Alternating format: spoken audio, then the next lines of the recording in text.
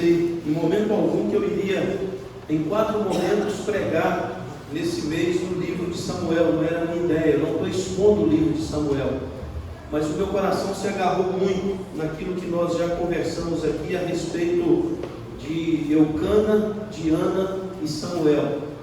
Nós estamos vendo que Deus vai restaurar, vai redimir a história através da família. Deus não vai redimir a história através de indivíduos desconectados de famílias, porque na verdade todos nós vivemos em família.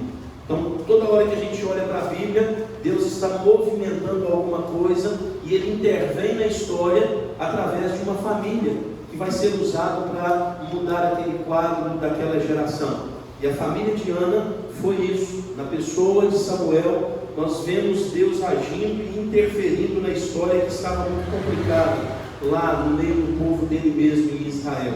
E eu quero mais uma vez, meus irmãos, conversar a respeito desses personagens. Eu quero trabalhar com vocês o melhor de Deus para uma família, o melhor de uma família para Deus. É bem possível na prática nós falarmos só do primeiro enunciado, o melhor de Deus para a nossa família. Isso é bem possível, não é alguma coisa estranha. A gente já viu isso. A gente tem o melhor de Deus na nossa casa e para aí, e a gente não entrega o melhor da nossa casa para Deus. A gente não entrega para Ele aquilo que vai ser usado por Ele mesmo como um instrumento para mudar a história que nós estamos inseridos. E aí hoje nós vamos ver como que foi isso nessa família de Eucana, Ana e Samuel. A mocidade de Samuel.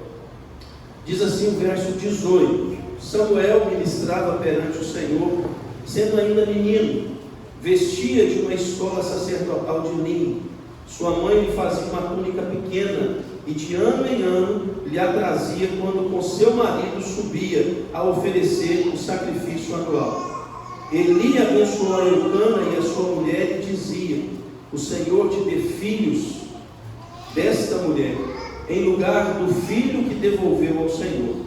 E voltavam para a sua casa. Abençoou, pois, o Senhor a Ana, e ela concebeu, e teve 3 filhos e 2 filhas, e o jovem Samuel crescia diante do Senhor. Vamos ler o verso 21 todos juntos? Vamos lá? Abençoou, pois, o Senhor a Ana, e ela concebeu, e teve 3 filhos e 2 filhas, e o jovem Samuel crescia diante do Senhor. Nós precisamos tomar cuidado, meus irmãos, para não cometermos o erro que um menino cometeu, um menino crente, menino da igreja, que queria fazer uma oferta na hora do ofertório do culto. E ele então rogou ao seu pai, o seu pai deu 2 moedas. E o pai disse o seguinte: olha, uma é para você, a outra é para você entregar de oferta na igreja. E ele saiu todo feliz na hora do culto, ele saiu antes dos pais, e ele correndo, de repente as 2 moedas caíram no chão, e uma delas foi para dentro do bueiro. E aí ele, feliz da vida, foi lá e pegou aquela que estava do lado de fora, olhou para o bueiro, olhou para o céu e disse: oh Deus, muito obrigado, eu tenho condições de permanecer com a minha moeda, mas infelizmente aquela que eu ia dar para o Senhor acabou de cair no bueiro.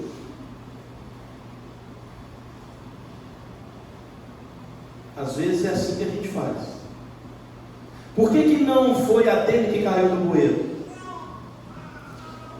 Porque às vezes o que nós ganhamos tem um valor tão importante para nós que perdemos a consciência de que isso tem que ser devolvido ao próprio Senhor que nos deu, para que Ele possa utilizar para cumprir os propósitos dele nessa terra. Às vezes nós ganhamos benefícios da parte de Deus no contexto da família, e ao invés de usarmos para que isso nos aproxime mais da família e a família mais de Deus, isso nos afasta. E isso afasta também a nossa casa da presença do Senhor. Então, meus irmãos, o que eu quero ver aqui com vocês é o seguinte: a família de Eucana, de Ana e Samuel me ensinam esse princípio. O melhor de Deus para uma família e o melhor de uma família para Deus. Primeira coisa, Deus promoveu um grande benefício à família de Ana. Primeira coisa que nós aprendemos no capítulo 1 e capítulo 2 de 1 Samuel é o benefício de Deus para essa família. E por que benefício de Deus? Se vocês se lembram do domingo passado, nós caminhamos aqui na história triste até um determinado momento na vida de Ana. E por que não dizer que era também triste para a vida de Eucana, o marido dela? Porque Eucana, ao se casar com essa mulher, tinha um grande sonho, como qualquer homem, de ter filhos e prosperar o seu nome. De repente, essa mulher tem a madre cerrada pelo próprio Deus, e ela não consegue dar a ele esse benefício. Ele se casa com uma segunda mulher. Como era o nome da segunda mulher? Penina. E Penina deu filhos e filhas a Eucana. E esse movimento trouxe ainda mais sofrimentos para essa mulher, por causa da perturbação que Penina fazia no coração dela, por causa dos meninos de Penina que iam crescendo, e isso era complicado para Ana perceber. O próprio marido de Ana, insensível, que fala com ela algo que é terrível, que é de soberba, que é de orgulho: não sou eu muito melhor a você do que 10 filhos? E a gente viu que Ana estava num sofrimento terrível. Só que Ana conjuga o sofrimento não para tirar satisfação, mas para correr ainda mais para a presença de Deus e buscar do Senhor a solução para o seu problema. Ela vai ao templo, naquele momento ela ora. O sacerdote Eli pensa que ela estava embriagada, e eu ensinei para vocês que isso não era incomum naquele período, por causa do que Juízes fala conosco, capítulo 21, verso 25. Não havia rei em Israel, não havia religião verdadeira em Israel, e todo mundo fazia aquilo que era próprio do seu coração. E não era incomum as pessoas brincarem na hora dos cultos naquele tempo. E aí ele se casa com essa segunda mulher, e aí então tem esse problema, e mais o problema de Eli chamando-a de bêbada dentro da igreja. Mas Deus visitou o ventre daquela mulher, e aquela mulher recebeu um grande benefício de Deus. Samuel veio, e Samuel vindo, trouxe para o coração de Ana uma alegria imensa, trouxe para o coração de Ana algo extraordinário.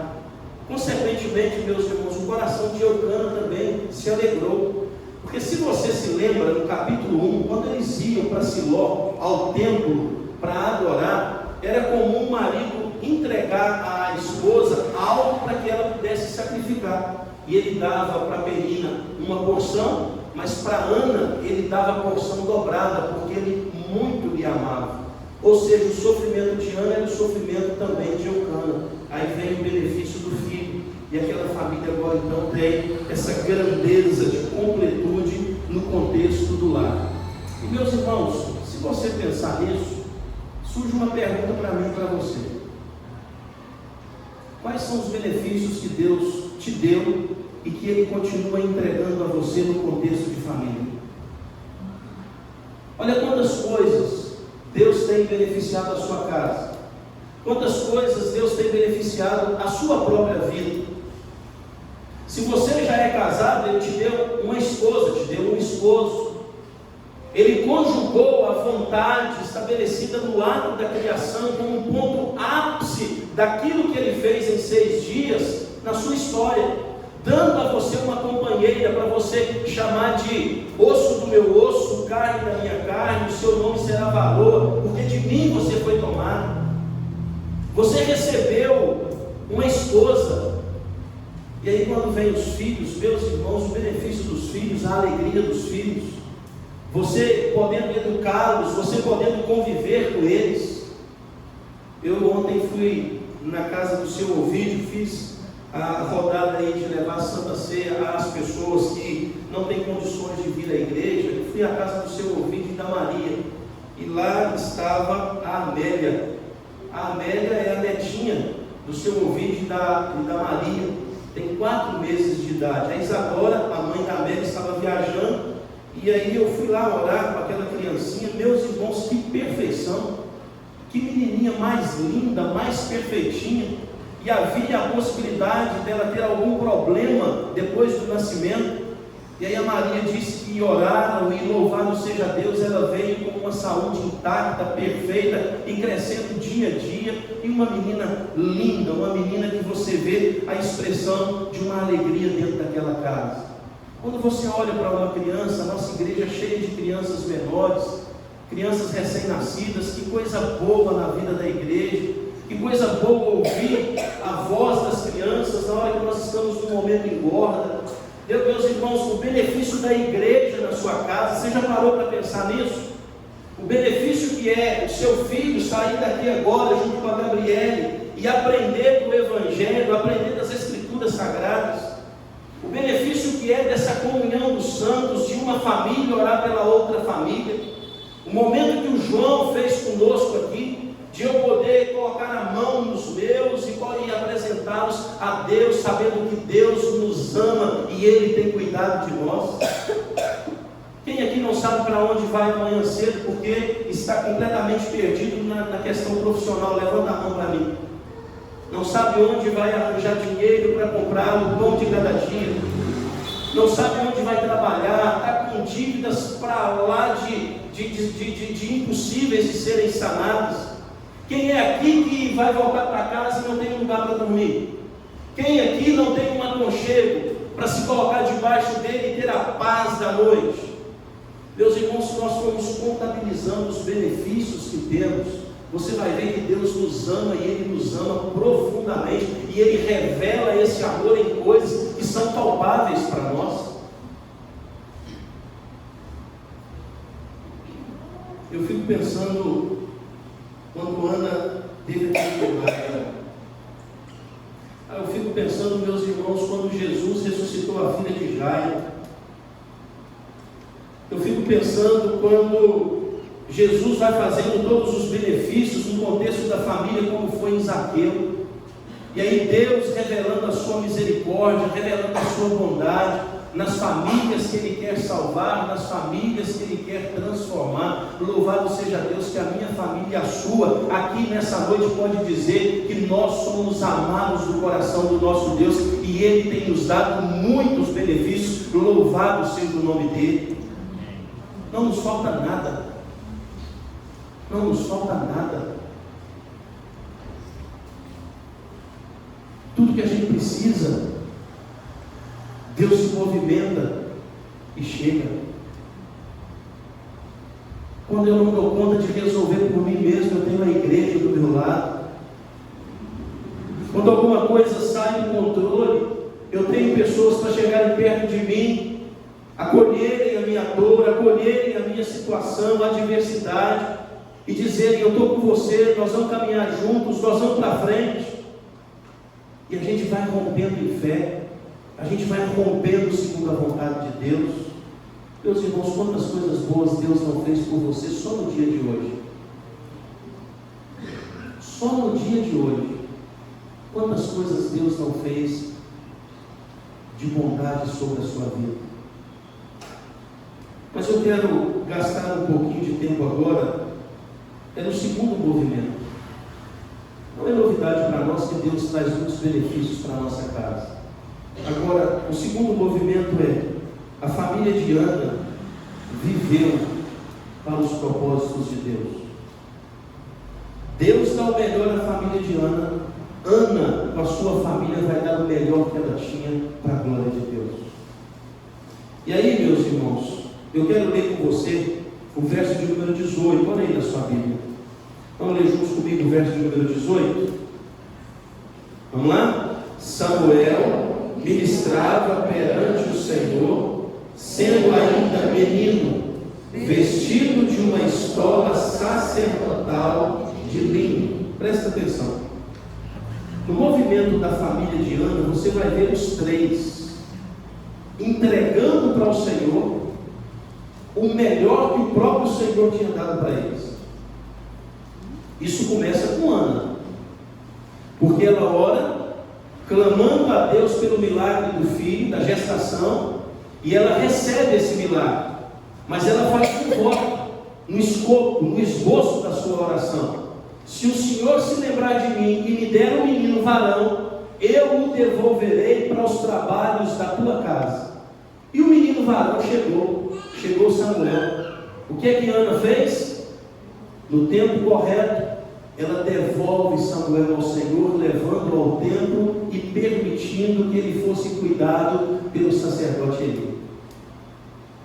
Ana, meus irmãos, entrega para o Senhor aquilo que era mais precioso da vida dela. E você pode dizer para mim assim, mas é claro, ela vai ter mais 3 filhos e 2 filhas. Ela não sabia que teria.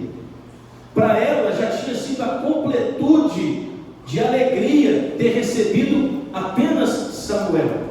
Ela não estava barganhando com Deus, ela estava entendendo o propósito do Senhor naquele grande presente recebido. E ela entrega Samuel de uma forma que ela não se esqueceu do menino. Ao contrário, você vai ver que Ana ia ao templo de ano em ano para fazer os momentos das festas e sacrifícios, e ela conduzia o coração do seu filho para que ele pudesse fazer corretamente a vontade do Senhor. Ela levava a roupinha nova dele, porque ele crescia. Então, de ano em ano, Ana levava a estola sacerdotal, aquela roupa especial para o seu filho. E é claro, meus irmãos, você precisa caminhar no texto bíblico, podendo conversar com o texto. Ela não chegava lá e entregava um pacotinho da roupa e saía sem ficar com o seu menino, conversar com ele, cuidar dele, ver o coração dele, perceber como que ele estava no seu crescimento. Ana caminhava com aquele menino naquele período, ela falava para ele as coisas. Agora, eu não tenho dúvidas nenhuma que ela falava para ele a respeito daquilo que era projeto de Deus na vida dos seus filhos. Ela não ficava murmurando, meu filho, eu queria tanto ter a oportunidade de crescer com você, de ver você crescendo lá no quintal da nossa casa, no meio dos seus parentezinhos e amigos, mas infelizmente eu fiz um voto, eu me arrependo de ter feito o voto, mas eu preciso cumprir agora. Ela não conversava isso com aquele menino. Ao contrário, ela colocava no coração daquele menino coisas de Deus, ela colocava coisas do céu, ela colocava coisas da eternidade, propósitos que vinham do alto para a vida daquela criança em um processo de crescimento. Deixa eu te falar uma outra coisa que nós vemos Ana entregando para o Senhor da melhor qualidade. Eucana era o que de Ana? Marido. Ao invés de ser sensível, ele usou de turbulência, de certa forma. Mas você não vê Ana, em momento algum, retrucando Eucana. Quando Ana foi devolver Samuel, se você ler o final do capítulo 1, você vai perceber que ela pede permissão a Eucana para cumprir o seu voto. Ela era uma mulher que sabia o lugar dela dentro de casa. Ela sabia qual era o ofício que deveria ser exercido.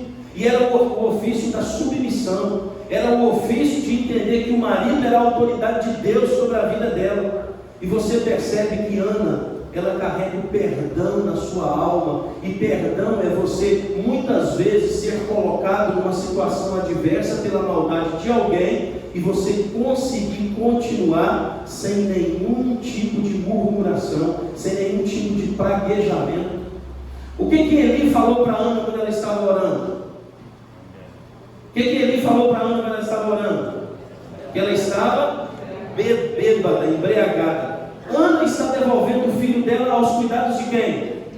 De Eli. Tem que ser uma alma nobre, tem que ser uma alma sarada na presença de Deus.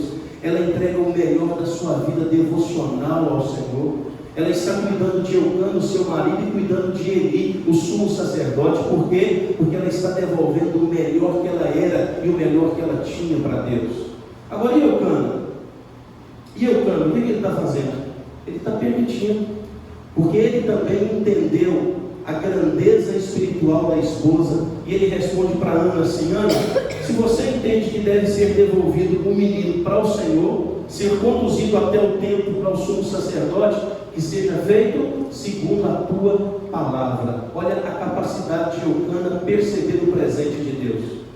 A capacidade de Eucana na leitura espiritual da esposa. Ele não se interpõe, ele não cria nenhum tipo de situação, ele apenas Fala para ela: olha, eu acredito na sua fé, eu acredito no voto que você fez, e se você entende que isso é o melhor, que assim seja feito conforme a tua palavra. E Eucana então permite que a sua esposa devolvesse o seu filho. Ele podia ter barrado o voto, ele podia ter falado: não, claro que não, você fez o voto, mas quem manda na minha casa sou eu sou o sacerdote da minha casa, a última palavra é minha, você não vai devolver, você resolve esse problema com o seu Deus.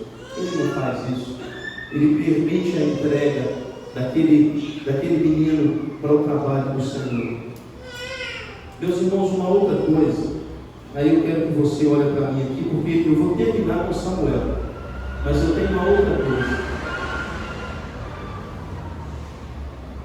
Quando nós falamos desse devocional, quando nós falamos de o pai e a mãe não deixar os filhos para trás quando vem para a igreja, quando nós falamos de caminhar no Evangelho para que o filho, quando crescer, não se desvie desse caminho da vida, é o que Ana fazia quando ela estava costurando as roupinhas do seu menino.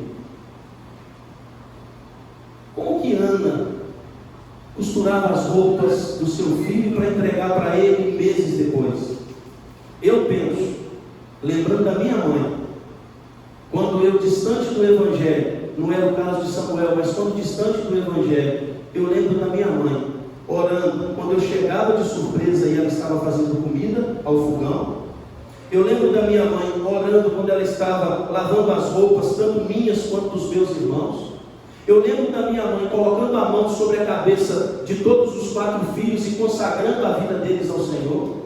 Eu lembro da minha mãe ligando para mim em Belo Horizonte, eu já homem feito, com filho, casado com filho, ela ligava para mim, para ela pastorear o meu coração, e ela dizer para mim: olha, cuidado meu filho, não fica saindo à noite aí não, como se eu tivesse a necessidade de sair à noite, ou dinheiro para sair à noite, né? Mas ela via as reportagens na televisão, assassinou um moço lá em Contagem, aí ela ligava para mim: Valdinei, você não sai não, porque eu vi aqui agora que Belo Horizonte está perigoso demais. Contagem fica mais longe de onde eu morava do que o próprio Pedra Bonita. Mas ela ligava, sabe por quê? Porque ela estava orando por mim, ela estava cuidando da minha vida.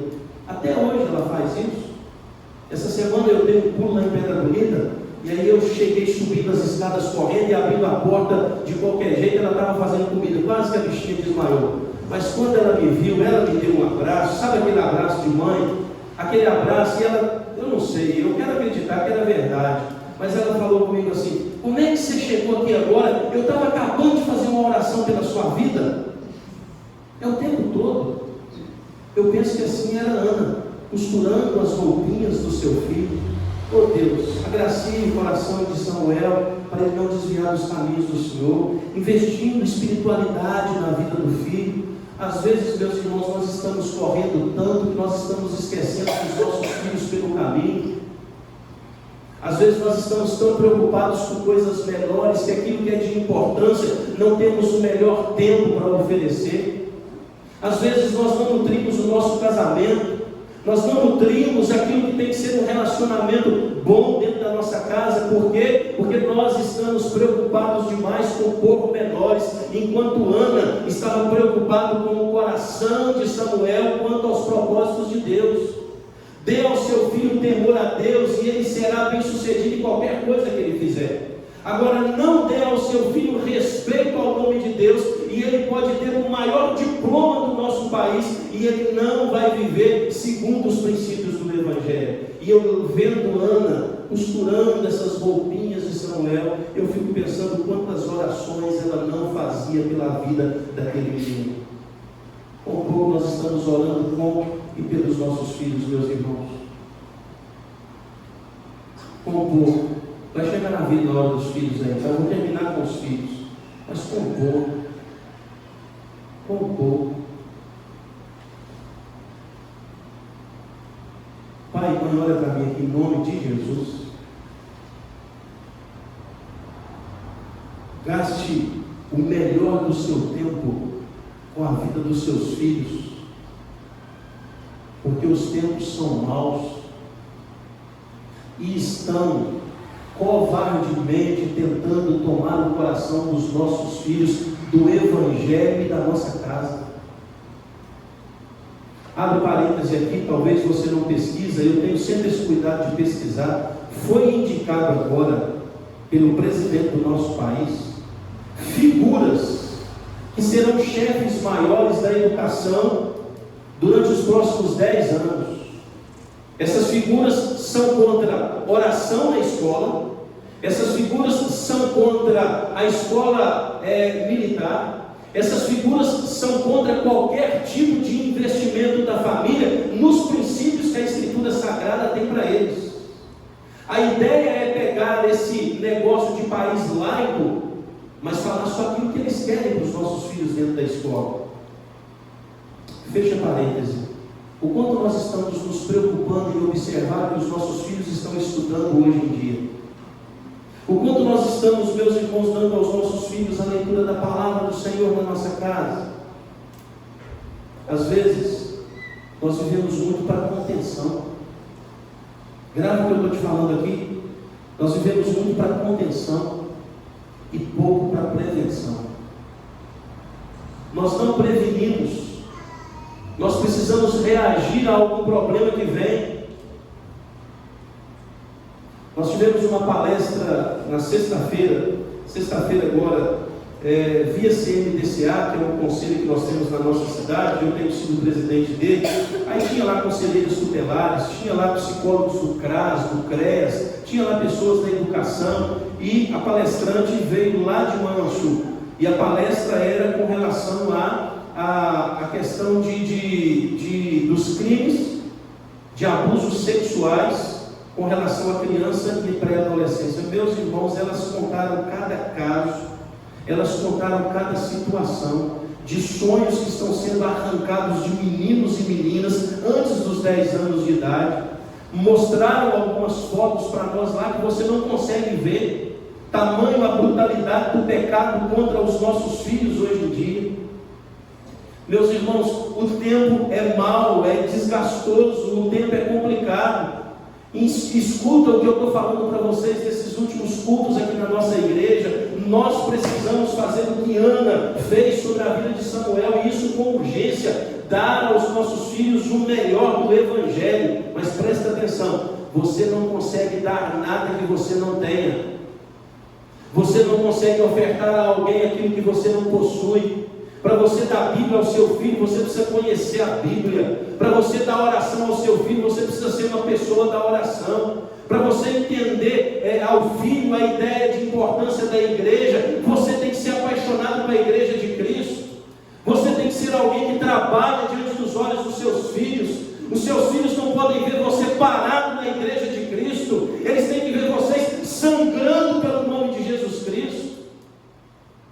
Às vezes o filho admira um jogador de futebol, admira o fulano ou a fulana de tal, mas não admira o pai, não admira a mãe, não admira o pai crente, a mãe crente. Em nome de Jesus, é tempo de fazer o que Ana estava fazendo, orar sobre a vida do seu filho, enquanto ela estava investindo nos propósitos de Deus para a história dele. E nós estamos perdendo tempo, meus irmãos. Quando eu venho aqui à frente, eu tenho a oportunidade de pegar textos bíblicos no domingo à noite, e talvez seria mais atraente, inclusive para o meu ministério, daqueles que está dando tudo muito certo. Daqueles que eu falo uma frase e você diz glória a Deus.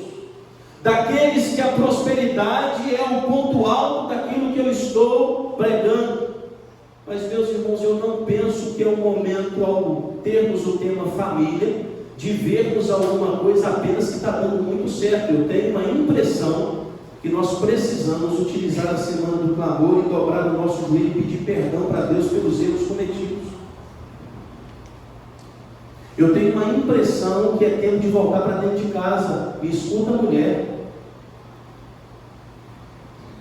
Eu acho que é tempo do homem tomar o sacerdócio da casa dele, com toda a força nas suas mãos. Eu acho que não é tempo de brincar, porque se você lê algo que vem depois, antes e depois do texto que eu estou falando para vocês, é um contraste, porque eu estou falando da família de Eucana, Ana e Samuel. Se você ler a respeito da família de Eli, Ofni e Finéias, os seus filhos, que eram o sumo sacerdote e os 2 sacerdotes, você vai ver que a desgraça tomou aquela casa. A desgraça tomou aquela casa por alguns deslizes, principalmente do pai e da mãe de Ofni e Finéias.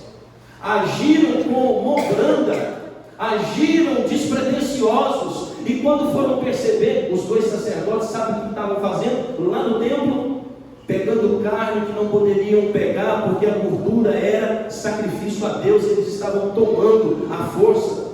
Eles estavam pegando as mulheres que serviam no templo e tendo relações sexuais dentro do tabernáculo. Isso era uma aberração, fazendo um prostíbulo dentro da casa de Deus. Sabe o que acontece? Deus manda juízo sobre aquela casa, e ele disse literalmente a Eli, você pode ler o texto, está aí na sua Bíblia: Eli, eu vou cortar o braço direito da sua casa, ou seja, não haverá prosperidade mais na sua casa, não haverá filhos na sua casa, nenhum velho além de você vai ter na sua parentela. E a casa de Eli foi toda dissipada. Os filhos morreram vergonhosamente no mesmo dia, e Eli morreu como uma pessoa quase que indigente. Ele morreu sozinho, envergonhando o sumo sacerdócio. Sabe por quê?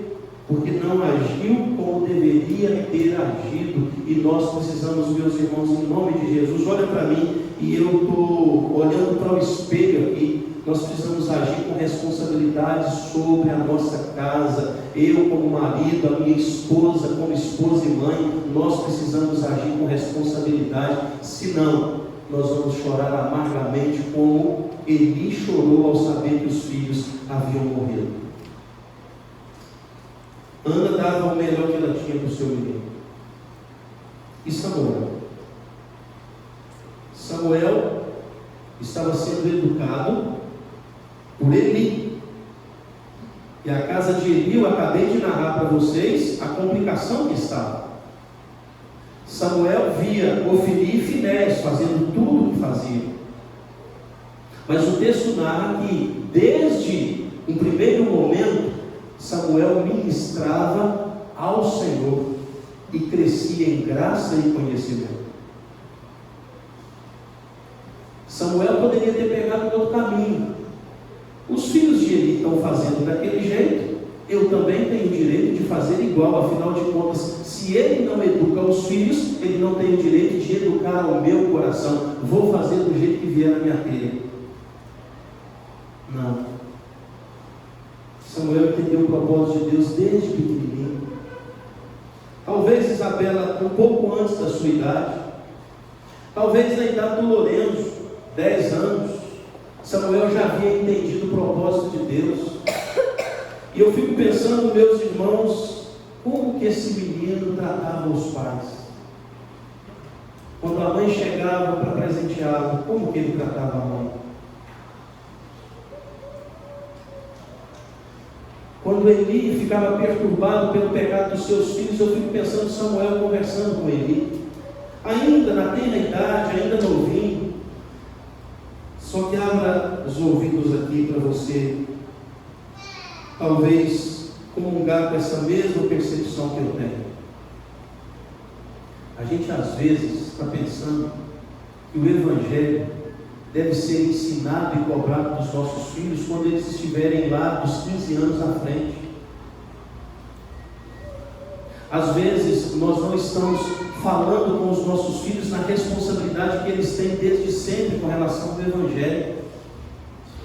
E Samuel ensina para nós, meus irmãos, que desde o primeiro momento de consciência, o propósito de Deus tem que ser ensinado na nossa casa, para os nossos filhos. Eles já têm que crescer sabendo o que de fato vale a pena lutar, o que de fato é necessário fazer. Agora, não deixar o mundo ter vez no coração deles para depois a gente começar a lançar sementes do Evangelho. Preste atenção, Samuel cresceu e Samuel foi uma bênção nas mãos de Deus. Samuel foi um filho extraordinário, Samuel foi um profeta extraordinário, Samuel foi um sacerdote extraordinário e um juiz que colocou o coração de Israel no prumo de novo. Mas ele começou fazendo isso desde a sua pouca idade. O que significa que a família toda precisa entender o propósito que Deus tem para a história dela. Não apenas os pais, mas os filhos precisam estar conectados também ao propósito que Deus tem para a família toda. Houve uma família que foi muito beneficiada por Deus. A família de José e Maria receberam de forma extraordinária um menino no ventre. O menino se nos deu, o seu nome foi Jesus Cristo. E você, quando caminha com a história desta família, você vai ver que eles entenderam esse benefício extraordinário da parte de Deus. Maria, quando ficou sabendo que seria a agraciada, que seria o berço do Messias, o medo dissipou-se e ela ficou feliz. E você se lembra que eles tiveram que correr, tiveram que se esconder, tiveram situações das mais adversas, queriam matar o menino logo após o seu nascimento, mas lá estava José e Maria firmes ao compreender o compromisso que Deus havia dado para eles. Jesus, quando criança, entendia o benefício do Pai, e ele viveu até os 30 anos escondido na história, ninguém sabia quem ele era. Agora, quando Jesus vem para o ministério, dos 30 aos 33 anos, você vai ver que ele entrega o melhor que ele era, para que o propósito de Deus, o seu Pai, fosse cumprido. E você vai ver a família de José e Maria, junto com Jesus Cristo, trazendo o nosso coração para essa mesma configuração de Eucana, Ana e Samuel. Só que, é claro, eu estou falando do Samuel perfeito, Jesus Cristo. Eu estou falando daquele que veio e de uma forma singela, nascido de uma família extremamente humilde, ele fez toda a diferença. Samuel nasce também de uma família humilde, de uma mãe que até então era estéril, uma família desconhecida, e ele é uma grande bênção nas mãos de Deus. A nossa família é humilde, a minha família é humilde, a sua família é humilde. Não há berço de ouro entre nós aqui, mas a Bíblia fala que é dos humildes que Deus se agrada, e é através dos humildes que os propósitos dele podem ser concretizados na história. Então a minha casa e a sua casa pode ser uma bênção nas mãos de Deus. Basta nós entendermos que Deus tem nos dado muitos benefícios, mas a minha casa precisa também viver para beneficiar os propósitos do Senhor nosso Deus. Como é que tem sido lá na sua casa? Como é que tem sido? Você tem vivido mais preocupados com os propósitos de Deus, ou você tem perdido alguma coisa ao longo dessa trajetória? Preste atenção, meus irmãos. Preste atenção. Nada pior do que não cumprir os propósitos de Deus. Alguém me falou hoje, podia ter parado, pastor, depois que você deu o aviso, porque o meu coração entristeceu tanto, que eu não tive mais clima para saber nem nada do que o Rodrigo ensinou para nós na escola dominical. Meus irmãos, em nome de Jesus, vamos trazer o nosso coração para os propósitos de Deus, e junto com o nosso coração trazer o coração da nossa casa também. Vamos cantar. Eu quero que você vá com esse princípio na sua alma. O melhor de Deus para uma família, o melhor de uma família para Deus. Vamos ficar de pé para a gente orar?